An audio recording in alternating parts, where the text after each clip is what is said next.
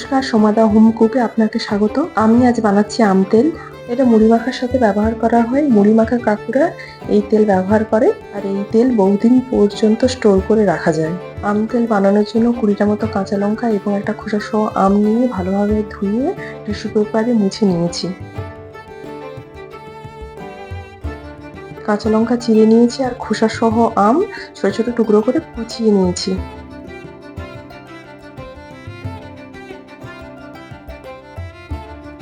কুচনো লঙ্কা আর আমগুলোর সাথে একটু বেশি পরিমাণে লবণ দিয়ে ভালোভাবে মাখিয়ে নিয়েছি। আমগুলো জারে ভরে 4-5 দিন রোদে দেবো। রোদে দেওয়ার ফলে আমগুলো ঝরে গিয়ে এরকম কালার সৃষ্টি হয়েছে। লবণটা ঝরিয়ে ভালোভাবে রোদে শুকনো করে নেব। 5টা শুকনো লঙ্কা নিয়েছি, ছোট চামচে 2 চামচ কালো জিরে, মেথি, আজওয়ান নিয়েছি, বড় চামচে 2 চামচ জিরে, পানমৌরি আর কালো সরষে শুকনো খোলায় ভেজে গ্রাইন্ড করে নিয়েছি।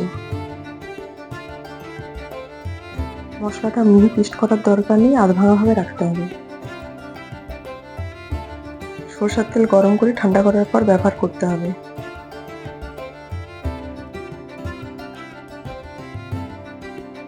কাঁচের জারের মধ্যে আম আর মশলাগুলো দিয়ে ওপর থেকে তেল ঢেলে ঝাঁকিয়ে ভালোভাবে মিশিয়ে নিতে হবে। এরপরে জারটি 7 দিন রোদে রেখে তারপর ব্যবহার করতে হবে তেলটি। Please like, comment and subscribe. Thank you for watching.